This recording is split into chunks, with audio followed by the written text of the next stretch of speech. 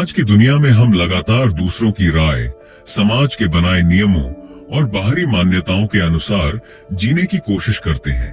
हमें सिखाया जाता है कि अगर लोग हमें पसंद करेंगे, हमारी तारीफ करेंगे, तो ही हम अच्छे इंसान हैं। लेकिन क्या वाकई ऐसा है?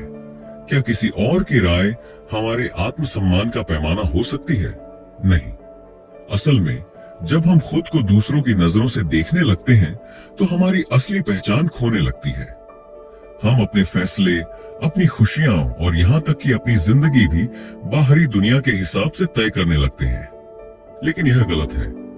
द रूडेस्ट बुक एवर हमें सिखाती है कि हमें दूसरों के हिसाब से नहीं, बल्कि खुद की सोच और समझ के आधार पर जीना चाहिए। यह किताब हमें उन झूठी मान्यताओं से बाहर निकालती है जो हमें कमजोर बनाती है, और हमें एक ऐसा नजरिया देती है जिससे हम अपनी जिंदगी को सही तरीके से देख सकें। ये किताब आपको सिखाएगी कि आत्मसम्मान, आत्मनिर्भरता और अपने फैसलों की ताकत को कैसे पहचाना जाए। और यही वजह है कि इस किताब का सार समझना आपके लिए जरूरी है। एक मजबूत मानसिकता क्यों जरूरी है? आपने कभी सोचा है कि कुछ लोग जिंदगी में किसी भी मुश्किल का सामना मजबूती से कैसे कर लेते हैं, जबकि कुछ लोग छोटी छोटी बातों पर टूट जाते हैं? इसका जवाब है मानसिक मजबूती। हमारी सोच ही हमारी सबसे बड़ी ताकत होती है। अगर हमारी सोच कमजोर है तो हम छोटी छोटी बातों पर निराश हो जाते हैं। हमें हर चीज में दूसरों की स्वीकृति चाहिए होती है और हम खुद को कमजोर महसूस करते हैं। लेकिन अगर हमारी सोच मजबूत है तो कोई भी हालात हमें हिला नहीं सकते। एक मजबूत मानसिकता का मतलब है कि आप किसी भी असफलता को अपने आत्मसम्मान से नहीं जोड़ते। आप बिना डर के फैसले लेते हैं और आप बाहरी दुनिया की नकारात्मकता से प्रभावित नहीं होते। यह किताब आपको वही मानसिकता विकसित करने में मदद करेगी जो आपको हर परिस्थिति में मजबूत बनाएगी। जब आप खुद को सही तरीके से समझेंगे, तब आप दूसरों से बिना डरे अपनी जिंदगी जी पाएंगे। बहुत से लोग किताबें पढ़ना चाहते हैं, लेकिन समय की कमी या लंबी किताबों से ऊबने के कारण वे पूरी किताब नहीं पढ़ पाते।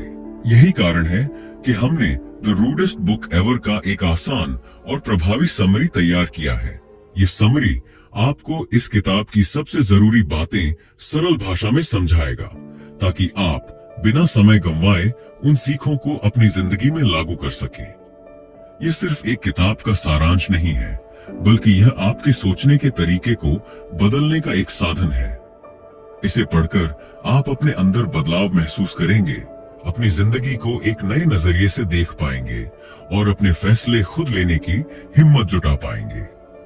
अगर आप इस दुनिया में अपनी पहचान बनाना चाहते हैं, अपनी सोच को मजबूत करना चाहते हैं और अपने अंदर आत्मविश्वास पैदा करना चाहते हैं, तो यह सारांश आपकी जिंदगी बदल सकता है। इस किताब में 4 सबसे महत्वपूर्ण बातें सिखाई गई हैं: स्वतंत्रता, अस्वीकृति, रिजेक्शन से निपटना, आत्मसम्मान और तार्किक सोच। स्वतंत्रता का मतलब सिर्फ बाहरी दुनिया से आजादी नहीं है, बल्कि अपने दिमाग को भी उन बेड़ियों से मुक्त करना है जो हमें दूसरों की राय और समाज के झूठे मानकों से बांधती है। हमें सिखाया जाता है कि अस्वीकृति का मतलब हार है, लेकिन यह किताब हमें सिखाती है कि अस्वीकृति असल में हमें मजबूत बनाती है। जो लोग हर अस्वीकृति से डरते हैं, वे कभी अपने सपनों को पूरा नहीं कर सकते। आत्मसम्मान किसी और की दी हुई चीज नहीं होती, यह हमारे खुद के नजरिए पर निर्भर करती है। जब हम अपने आप को दूसरों की तुलना में कम आंकते हैं, तब हमारा आत्मसम्मान कमजोर होता है। लेकिन जब हम खुद को बिना किसी बाहरी मान्यता के स्वीकार करना सीख जाते हैं, तब हमारा आत्मसम्मान मजबूत होता है। अंत में, तार्किक सोच हमें सही और गलत में फर्क करना सिखाती है। यह हमें उन गलत धारणाओं से बचाती है जो हमें कमजोर बनाती है और हमें एक मजबूत इंसान बनने में मदद करती है। अगर आप अपनी जिंदगी को बदलना चाहते हैं, तो यह सारांश सिर्फ पढ़ने के लिए नहीं, बल्कि अपनाने के लिए है। अपने दिमाग को आजाद कीजिए, खुद को पहचानिए और अपनी जिंदगी के फैसले खुद लीजिए। यही इस किताब का सबसे बड़ा संदेश है। Chapter 1, stop seeking validation. क्या आपने कभी सोचा है कि क्यों हम अपने हर फैसले से पहले यह सोचते हैं कि लोग क्या कहेंगे?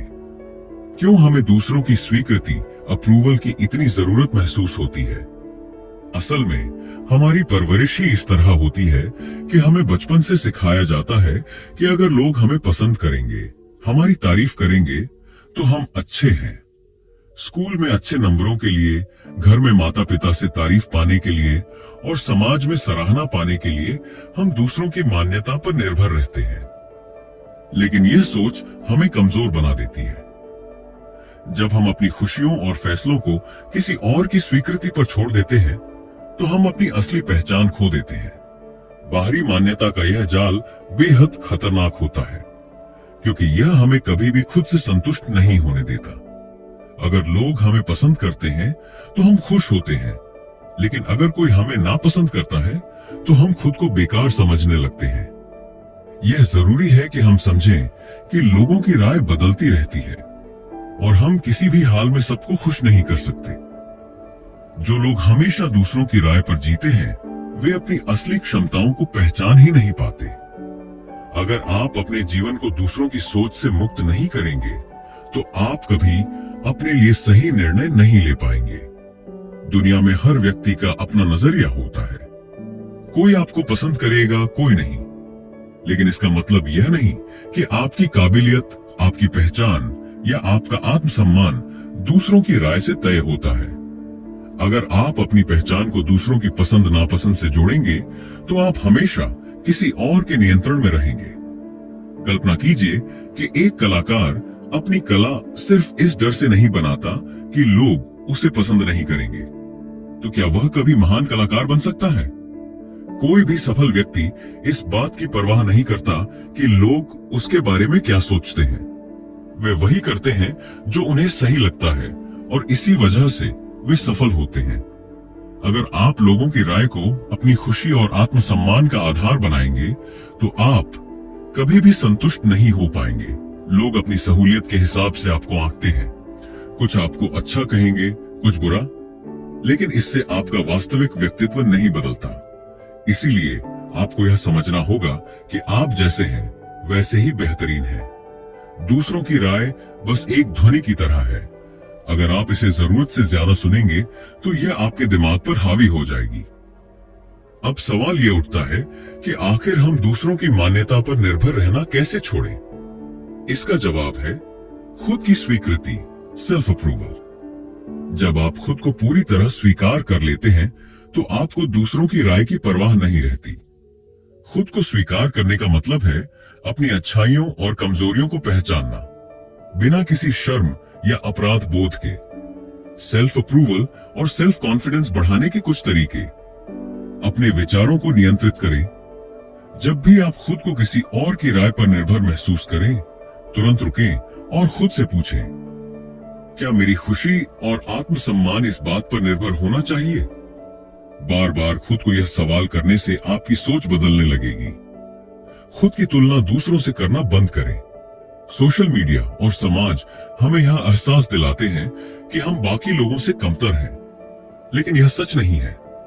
हर व्यक्ति की जिंदगी अलग होती है, इसलिए तुलना करने का कोई मतलब नहीं। छोटी छोटी जीतों का जश्न मनाएं।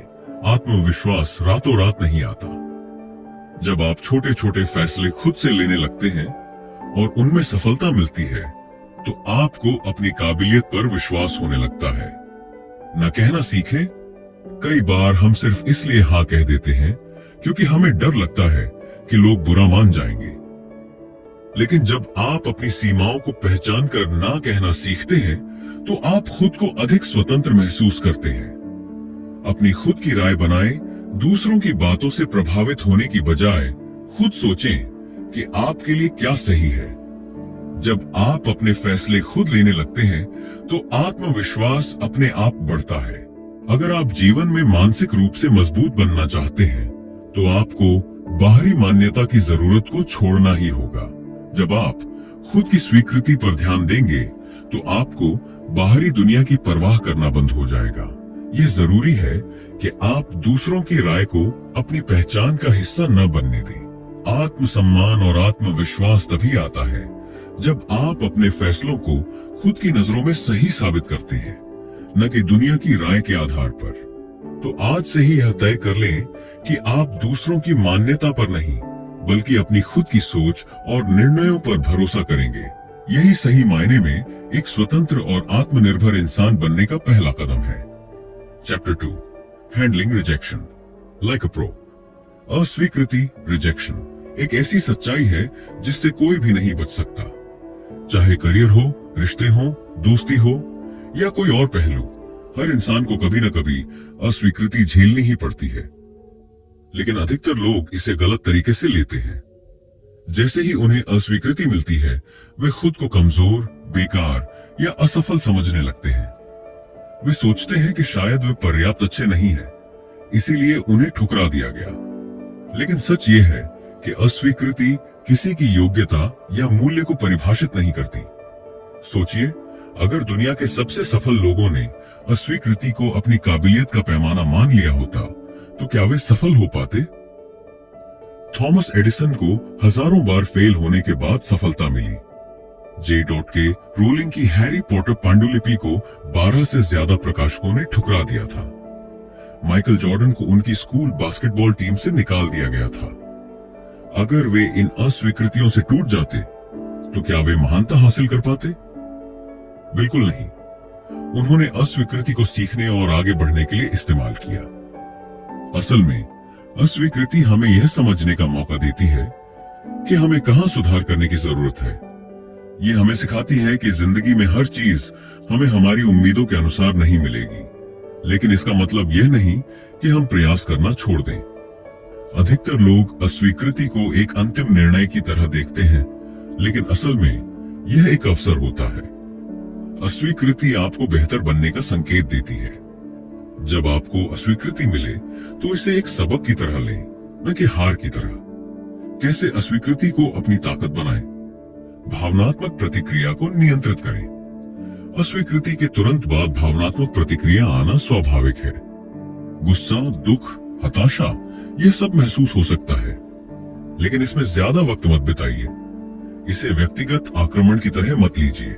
यह समझें कि अस्वीकृति हमेशा आपके बारे में नहीं होती। कभी कभी लोग आपको इसलिए अस्वीकार नहीं करते क्योंकि आप योग्य नहीं हैं, बल्कि क्योंकि वे खुद किसी और चीज की तलाश में होते हैं।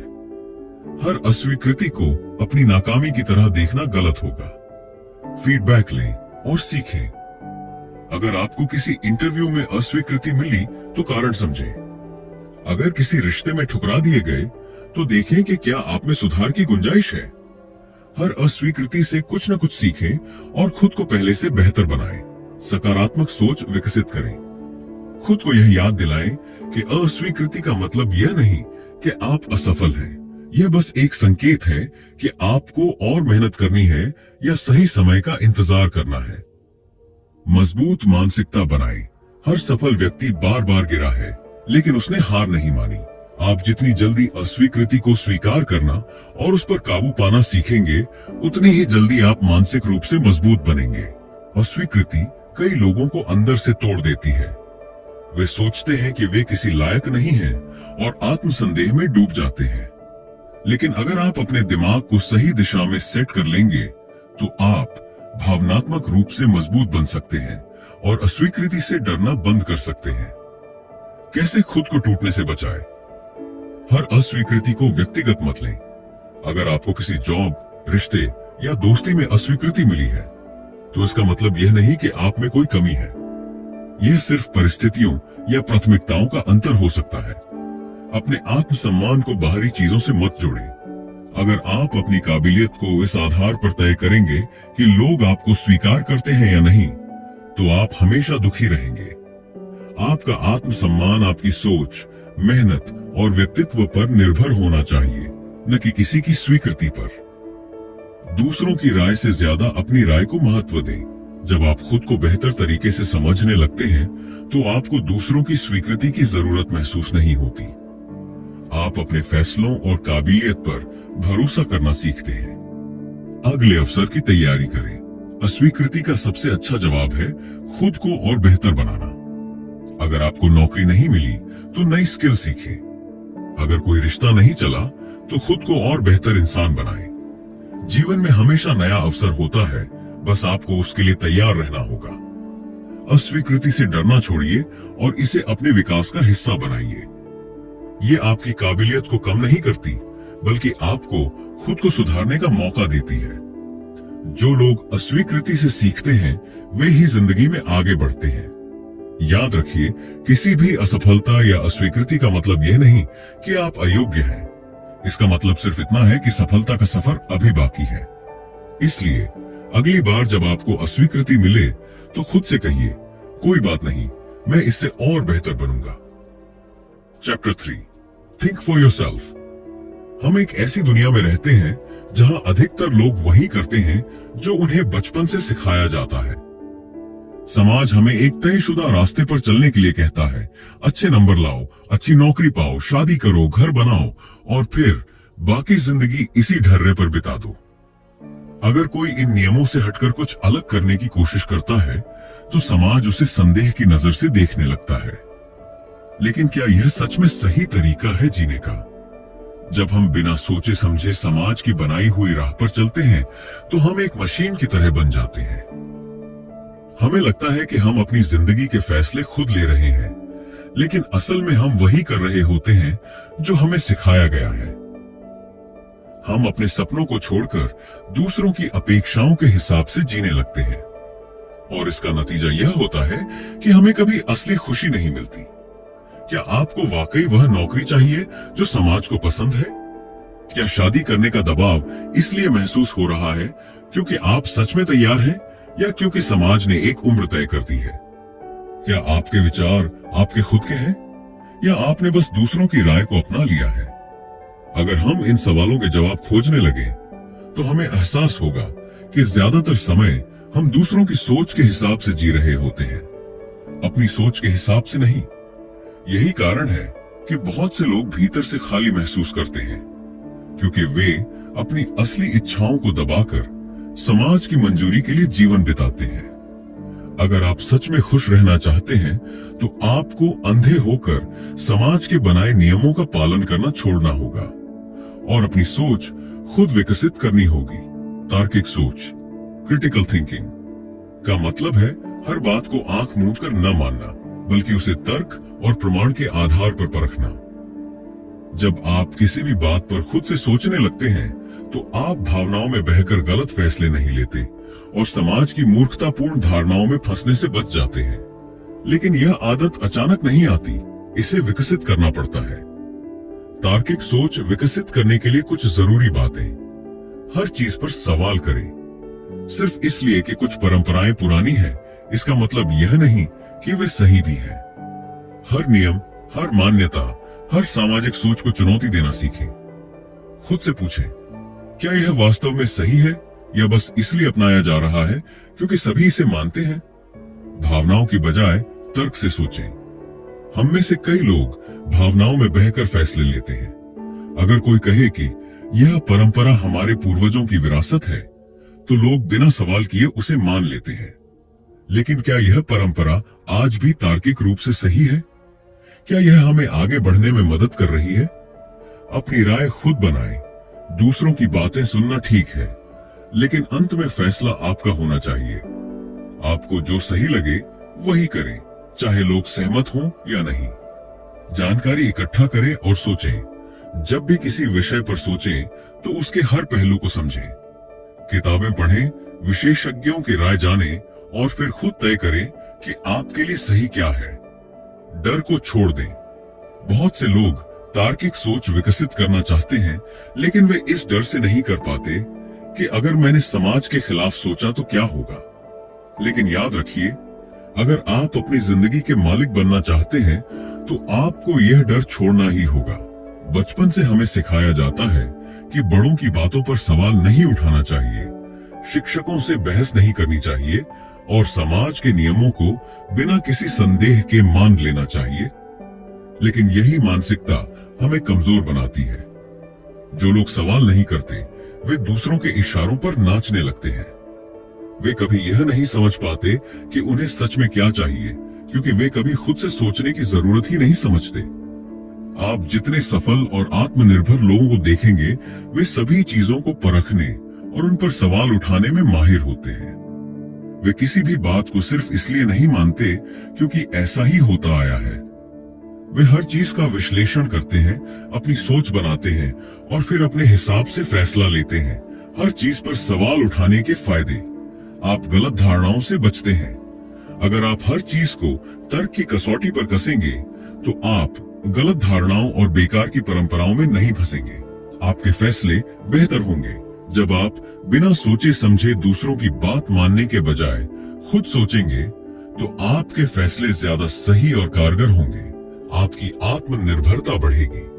अपनी सोच खुद बनाने से आपका आत्मविश्वास बढ़ेगा और आप ज्यादा स्वतंत्र महसूस करेंगे। आप दुनिया को बेहतर समझेंगे। जब आप सवाल पूछते हैं तो आप दुनिया को एक नई नजर से देखने लगते हैं और चीजों की गहरी समझ विकसित कर पाते हैं। अगर आप एक स्वतंत्र और मजबूत इंसान बनना चाहते हैं तो आपको अपनी सोच खुद बनानी होगी।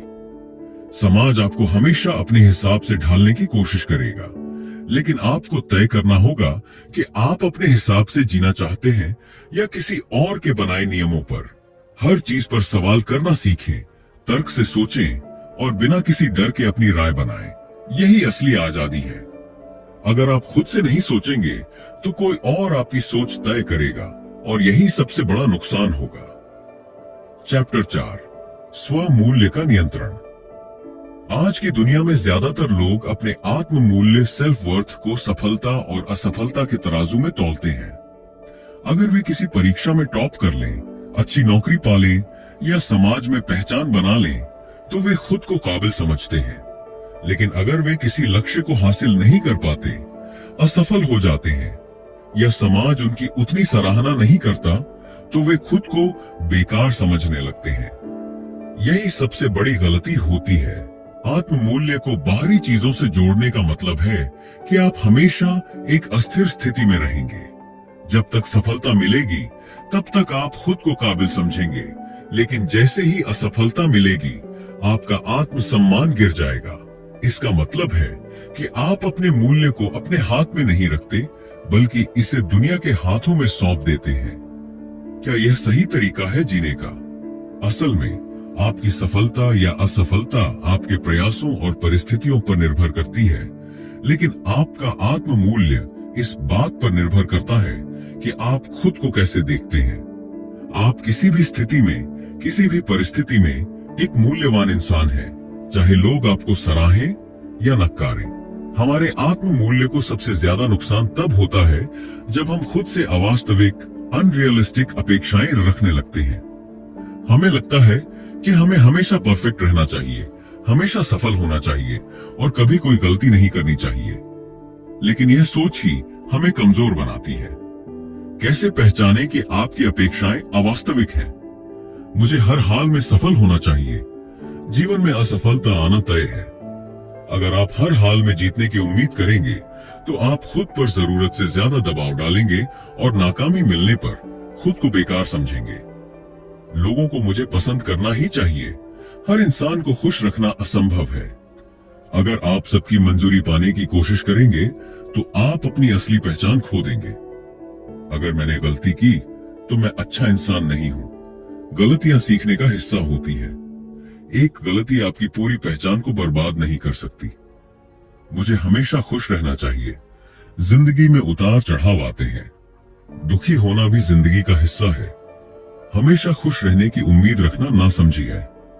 जब आप इन अवास्तविक अपेक्षाओं को पहचान लेंगे तो आप खुद को उनसे मुक्त कर सकते हैं और अपनी असली ताकत पर ध्यान दे सकते हैं।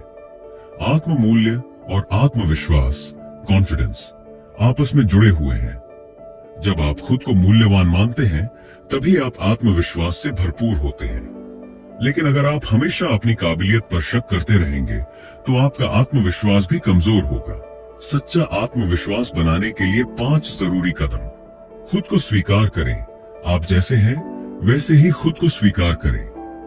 अपनी कमजोरियों और खूबियों को पहचानें और उनसे भागने की बजाय उन्हें सुधारने की कोशिश करें। बाहरी मान्यता पर निर्भर न रहें। अगर आपका आत्मविश्वास सिर्फ इस पर टिका है कि लोग आपके बारे में क्या सोचते हैं, तो यह कभी स्थायी नहीं रहेगा। आपको खुद पर भरोसा करना सीखना होगा, चाहे कोई आपकी तारीफ करे या आलोचना करे। छोटे छोटे लक्ष्य तय करें और उन्हें पूरा करें। जब आप छोटे लक्ष्य तय करके उन्हें पूरा करते हैं तो आपका आत्मविश्वास बढ़ता है। ये आपको यह एहसास कराता है कि आप कुछ भी कर सकते हैं। ना कहना सीखें। कई बार हम दूसरों को खुश करने के लिए उनकी हर बात मान लेते हैं, भले ही हमें खुद को तकलीफ क्यों ना हो। लेकिन जब आप अपनी सीमाएं तय करना सीखते हैं और गैर जरूरी चीजों के लिए ना कहना सीखते हैं तो आपका आत्म मूल्य बढ़ता है। अपनी तुलना दूसरों से बंद करें। हर इंसान की जिंदगी अलग होती है। अगर आप अपनी तुलना दूसरों से करते रहेंगे तो आप कभी भी संतुष्ट नहीं होंगे। अपनी खुद की यात्रा पर ध्यान दें और उसी में सुधार करें। सच्चा आत्म मूल्य बाहरी चीजों से नहीं आता, बल्कि इस एहसास से आता है कि आप जैसे हैं वैसे ही मूल्यवान हैं। अगर आप हमेशा दूसरों की मान्यता, सफलता या समाज की अपेक्षाओं पर निर्भर रहेंगे तो आपका आत्मसम्मान हमेशा डगमगाता रहेगा। लेकिन अगर आप खुद को बिना किसी शर्त के स्वीकार करना सीख लेंगे तो आप जीवन में किसी भी चुनौती का सामना आत्मविश्वास के साथ कर पाएंगे। याद रखिए, आपका मूल्य इस बात से तय नहीं होता कि दुनिया आपको कैसे देखती है, बल्कि इस बात से तय होता है कि आप खुद को कैसे देखते हैं। जब आप इस सच को समझ लेंगे तो आप एक मुक्त और आत्मनिर्भर इंसान बन जाएंगे। Chapter 5 the myth of happiness. हर कोई खुश रहना चाहता है। हम सोचते हैं कि अगर हमें एक अच्छी नौकरी मिल जाए, एक बड़ा घर हो, परफेक्ट पार्टनर हो या समाज में पहचान मिले तो हम खुश रहेंगे। लेकिन क्या सच में ऐसा होता है? नहीं, क्योंकि जब हम खुशी को किसी बाहरी चीज से जोड़ देते हैं तो हम हमेशा उसके पीछे भागते रहते हैं, लेकिन वह कभी भी स्थायी रूप से नहीं मिलती। समस्या यह है कि हमें बचपन से सिखाया जाता है कि खुशी कुछ पाने से आती है। अगर तुम अच्छे नंबर लाओगे तो खुश रहोगे। अगर तुम्हारी शादी हो गई तो जिंदगी बेहतरीन हो जाएगी। अगर तुम्हारे पास ज्यादा पैसा होगा तो तुम संतुष्ट रहोगे। लेकिन जब हम ये सब हासिल कर लेते हैं तो भी अंदर से खालीपन महसूस होता है। क्यों? क्योंकि असली खुशी बाहरी चीजों से नहीं, बल्कि हमारे अंदर से आती है। अगर खुशी का मतलब सिर्फ सफलता, पैसा या बाहरी चीजों से होता तो दुनिया के सबसे अमीर और सफल लोग हमेशा खुश रहते। लेकिन हकीकत इससे बहुत अलग है। कई अमीर, प्रसिद्ध और सफल लोग डिप्रेशन और तनाव से जूझते हैं। इसका कारण यही है कि उन्होंने अपनी खुशी को बाहरी चीजों से जोड़ दिया, और जब वे चीजें मनचाहा संतोष नहीं दे पाईं, तो वे अंदर से खोखले महसूस करने लगे। अगर खुशी किसी लक्ष्य, किसी उपलब्धि या किसी और इंसान पर निर्भर नहीं करती, तो फिर असली खुशी क्या है? असली खुशी आंतरिक संतोष है, यानी खुद को, अपने जीवन को और अपने वर्तमान को वैसे ही स्वीकार करना जैसा वह है। कैसे समझें कि खुशी बाहरी चीजों से नहीं आती? बाहरी चीजें अस्थायी होती हैं। जो चीजें आज आपको खुशी देती हैं, कुछ समय बाद वही आपको सामान्य लगने लगती हैं। एक नई कार कुछ महीनों तक रोमांचक लगेगी, लेकिन फिर वह सिर्फ एक गाड़ी रह जाएगी। खुशी कोई गंतव्य, डेस्टिनेशन नहीं है। लोग सोचते हैं कि जब वे अपने लक्ष्यों को पूरा कर लेंगे तब वे खुश रहेंगे, लेकिन सच्चाई यह है कि खुश रहना कोई अंतिम गंतव्य नहीं, बल्कि एक मानसिक स्थिति है जिसे आप किसी भी समय महसूस कर सकते हैं। सुख और खुशी में अंतर है। सुख बाहरी चीजों से आता है, जैसे नई चीजें खरीदना, अच्छा खाना खाना या किसी तारीफ को सुनना, लेकिन ये क्षणिक होते हैं। असली खुशी तब आती है जब आप अपने जीवन से संतुष्ट होते हैं, चाहे परिस्थितियां जैसी भी हों। अगर आप आंतरिक संतोष को समझ लेते हैं तो आपको खुशी पाने के लिए किसी चीज के पीछे भागने की जरूरत नहीं पड़ेगी। आप किसी भी स्थिति में संतुलित और शांत रह सकते हैं। अगर असली खुशी बाहरी चीजों में नहीं, बल्कि अंदर की शांति में है, तो हम इसे कैसे हासिल कर सकते हैं? यहाँ कुछ व्यावहारिक तरीके दिए गए हैं जो आपको मानसिक रूप से संतुलित और शांत महसूस करने में मदद करेंगे। 1. वर्तमान में जीना सीखें। ज्यादातर लोग या तो अतीत की गलतियों और पछतावे में फंसे रहते हैं या फिर भविष्य को लेकर चिंता करते हैं। लेकिन असली खुशी तभी मिलती है जब आप वर्तमान क्षण में जीना सीखते हैं। यह सोचें, मैं अभी इस क्षण क्या कर सकता हूं जो मुझे शांति दे। हर दिन छोटी छोटी खुशियों को नोटिस करें। एक अच्छी चाय, किसी दोस्त से बातचीत, शांतिपूर्ण शाम। जो आपके नियंत्रण में नहीं है उसके बारे में चिंता करना बंद करें। 2. अपनी अपेक्षाएं कम करें।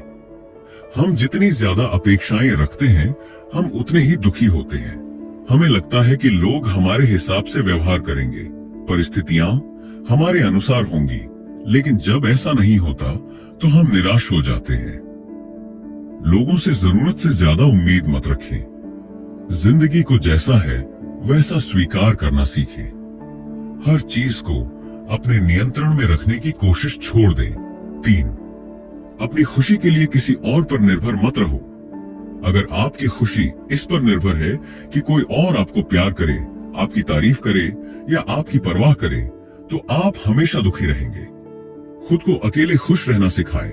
अपनी पसंद की चीजें करें, बिना इस डर के कि कोई और इसे पसंद करेगा या नहीं। जो आपके साथ अच्छा व्यवहार नहीं करता उससे दूर रहना सीखें। 4. सोशल मीडिया से दूरी बनाएं। सोशल मीडिया हमें यह एहसास कराता है कि बाकी लोग हमसे ज्यादा खुश हैं। हम दूसरों की हाईलाइट रील देखते हैं और अपनी जिंदगी को उससे तुलना करने लगते हैं। सोशल मीडिया पर समय सीमित करें।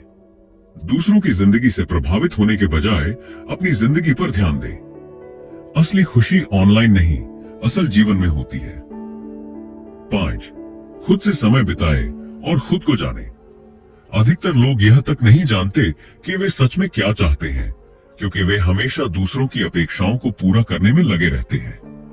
लेकिन अगर आप मानसिक शांति पाना चाहते हैं तो आपको खुद को समझना होगा। हर दिन खुद से सवाल करें, मुझे सच में क्या चाहिए?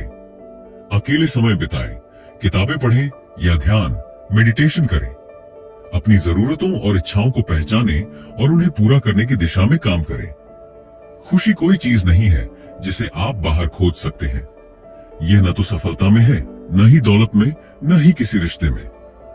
अगर आप अपनी खुशी को किसी लक्ष्य, किसी इंसान या किसी उपलब्धि से जोड़ेंगे तो आप हमेशा अधूरेपन का एहसास करेंगे। सच्ची खुशी तभी मिलती है जब आप अपने जीवन को पूरी तरह स्वीकार करते हैं, वर्तमान में जीते हैं, अपनी अपेक्षाओं को कम करते हैं और अपनी मानसिक शांति को प्राथमिकता देते हैं। याद रखिए, खुशी को मत खोजो, बल्कि इसे खुद के अंदर महसूस करना सीखो। Chapter 6, relationships and emotional control. रिश्ते हमारी जिंदगी का अहम हिस्सा होते हैं। परिवार, दोस्त, साथी, इन सभी के साथ हमारा जुड़ाव हमें खुशी और मानसिक शांति दे सकता है।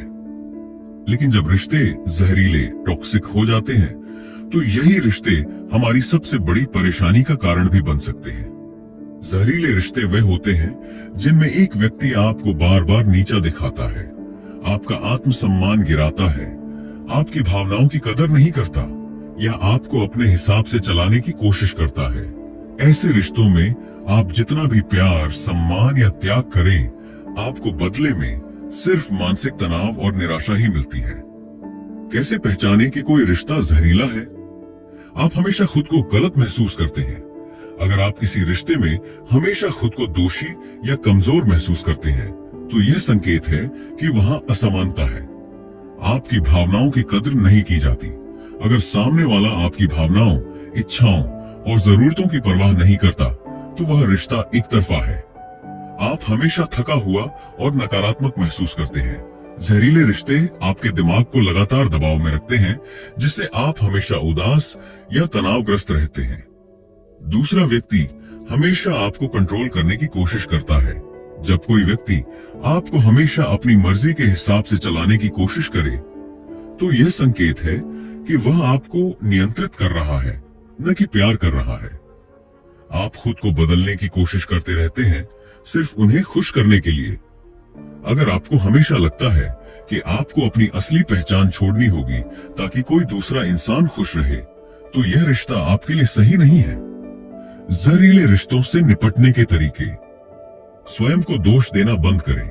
यह मत सोचें कि आप ही समस्या हैं। किसी रिश्ते में असंतुलन दोनों लोगों की जिम्मेदारी होती है। खुद की सीमाएं। बाउंड्रीज तय करें। किसी भी रिश्ते में यह जरूरी है कि आप अपनी सीमाओं को स्पष्ट करें और उन्हें तोड़ने की इजाजत न दें। जरूरत पड़ने पर दूर हो जाए। अगर कोई रिश्ता लगातार आपको मानसिक तनाव दे रहा है और बदलने का कोई संकेत नहीं दिखा रहा, तो खुद को उससे दूर करना ही बेहतर होता है। असली प्यार और भावनात्मक निर्भरता में फर्क समझें। प्यार का मतलब यह नहीं कि आप अपने आत्मसम्मान को कुचल दें। प्यार तभी सही होता है जब दोनों लोग एक दूसरे की भावनाओं की कद्र करें। कई बार हम अपने रिश्तों में भावनात्मक रूप से इतने उलझ जाते हैं कि हम खुद पर से नियंत्रण खो देते हैं। जब हम गुस्से, दुख या निराशा में होते हैं तो हम ऐसे फैसले ले सकते हैं जिनका हमें बाद में पछतावा हो। लेकिन अगर आप अपनी भावनाओं को सही तरीके से नियंत्रित करना सीख लें, तो आप किसी भी रिश्ते में खुद को मजबूत बनाए रख सकते हैं। कैसे अपनी भावनाओं को काबू में रखें? भावनाओं को पहचानें, दबाएं नहीं। जब भी आपको गुस्सा, दुख या हताशा महसूस हो, तो उसे नजरअंदाज करने के बजाय पहचानें। खुद से पूछें, मुझे ऐसा क्यों लग रहा है? तुरंत प्रतिक्रिया देने से बचें। गुस्से में या भावनाओं के बहाव में कोई बड़ा फैसला न लें।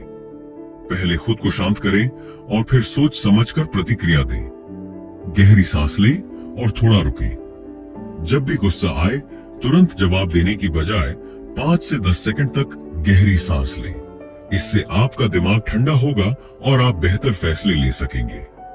अपनी भावनाओं को सही तरीके से व्यक्त करें। अगर आपको किसी चीज से तकलीफ हो रही है, तो गुस्सा करने या चिल्लाने की बजाय सामने वाले को शांति से बताएं कि आपको कैसा महसूस हो रहा है। अपनी भावनाओं पर नियंत्रण रखें, उन्हें अपने ऊपर हावी न होने दें। भावनाएं आपकी ताकत हो सकती हैं, लेकिन अगर वे आपको नियंत्रित करने लगे, तो वे आपकी सबसे बड़ी कमजोरी बन सकती हैं। सीमाएं तय करना किसी भी रिश्ते में आत्मसम्मान बनाए रखने के लिए बेहद जरूरी होता है। जब आप अपनी सीमाएं तय कर लेते हैं, तो आप यह तय करते हैं कि आपके साथ कैसा व्यवहार किया जाएगा और आप किन चीजों को बर्दाश्त नहीं करेंगे। कैसे स्वस्थ सीमाएं बनाएं? स्पष्ट रूप से ना कहना सीखें। कई बार लोग आपकी भलाई के नाम पर आपका फायदा उठाते हैं। अगर आप किसी चीज के लिए सहज नहीं हैं, तो साफ ना कहने से ना डरें। अपनी प्राथमिकताओं को पहचानें। आपको क्या पसंद है, क्या नहीं? किन चीजों से आपको खुशी मिलती है और किन चीजों से मानसिक तनाव? जब आप यह समझ लेंगे, तो आप दूसरों को अपनी सीमाओं के बारे में बेहतर बता पाएंगे। दूसरों को अपनी सीमाओं का सम्मान करना सिखाएं। अगर कोई बार बार आपकी सीमाएं तोड़ने की कोशिश कर रहा है, तो उसे स्पष्ट रूप से बता दें कि आपको यह स्वीकार नहीं है। जो लोग आपकी सीमाओं को नहीं मानते, उनसे दूरी बनाएं। अगर कोई व्यक्ति आपकी भावनाओं, इच्छाओं और सीमाओं को लगातार नजरअंदाज कर रहा है, तो इसका मतलब है कि वह आपका सम्मान नहीं करता। ऐसे लोगों से दूरी बनाना ही बेहतर है। अपने आत्मसम्मान को प्राथमिकता दें। कोई भी रिश्ता आपके आत्मसम्मान से बड़ा नहीं होता। अगर कोई रिश्ता आपको लगातार दुखी कर रहा है, तो उसे बनाए रखने का कोई मतलब नहीं है। रिश्ते तभी स्वस्थ होते हैं जब वे दोनों व्यक्तियों के आत्मसम्मान और भावनाओं का सम्मान करते हैं। अगर कोई रिश्ता आपको मानसिक तनाव दे रहा है, तो यह जरूरी है कि आप उसमें अपनी सीमाएं तय करें और जरूरत पड़ने पर खुद को उससे अलग कर लें। भावनाओं को नियंत्रित करना और सही तरीके से व्यक्त करना सीखें, ताकि आप रिश्तों में मजबूती से खड़े रह सकें। और सबसे महत्वपूर्ण बात, हमेशा याद रखें कि आपका आत्मसम्मान सबसे जरूरी है। किसी भी रिश्ते के लिए अपने आत्मसम्मान से समझौता न करें। Chapter 7, the art of making decisions. क्या आपने कभी किसी फैसले को लेकर इतना ज्यादा सोचा कि आखिर में कुछ भी तय नहीं कर पाए? अगर हाँ, तो आप एनालिसिस पैरालिसिस यानी जरूरत से ज्यादा सोचने की समस्या का शिकार हो चुके हैं। जब हमारे पास बहुत सारे विकल्प होते हैं, तो हम डरने लगते हैं कि अगर गलत फैसला लिया तो क्या होगा। हम हर पहलू पर इतना सोचते हैं कि अंत में हम कोई फैसला ही नहीं ले पाते, या फिर इतना देर कर देते हैं कि अवसर हाथ से निकल जाता है। एनालिसिस पैरालिसिस क्यों होता है? गलती करने का डर। हमें लगता है कि अगर हमने गलत फैसला लिया तो सब कुछ खराब हो जाएगा। हर चीज परफेक्ट होनी चाहिए। कुछ लोग तब तक फैसला नहीं लेते जब तक उन्हें 100% यकीन न हो कि वे सही हैं। बहुत ज्यादा विकल्प होना, जितने ज्यादा विकल्प होंगे उतना ज्यादा हमारा दिमाग उलझेगा। दूसरों की राय पर निर्भरता। हम अपने फैसलों को लेकर इतने अनिश्चित होते हैं कि बार बार दूसरों से सलाह लेते रहते हैं, जिससे कंफ्यूजन और बढ़ता है। कैसे इससे बाहर निकलें? हर फैसले को परफेक्ट होने की जरूरत नहीं। कोई भी फैसला 100% सही या गलत नहीं होता। कई बार गलत फैसले भी आपको आगे बढ़ने का रास्ता दिखाते हैं। समय सीमा तय करें। अपने फैसलों के लिए एक टाइमलाइन सेट करें। अगर आप हर चीज पर घंटों, दिनों या महीनों तक सोचते रहेंगे तो आप कुछ भी हासिल नहीं कर पाएंगे। हर जानकारी जुटाने की कोशिश मत करें। सिर्फ जरूरी जानकारी पर ध्यान दें, क्योंकि हर छोटी चीज का विश्लेषण करने से आप और उलझ जाएंगे। छोटे फैसलों से शुरुआत करें। जब आप छोटे छोटे फैसले जल्दी लेना सीख जाते हैं तो बड़े फैसले लेना भी आसान हो जाता है।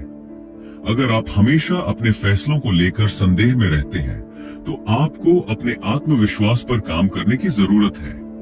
निर्णय लेना भी एक स्किल की तरह होता है। जितना ज्यादा आप इसे अभ्यास में लाएंगे उतना बेहतर बनेंगे। आत्मविश्वास के साथ फैसले लेने के 5 तरीके। 1.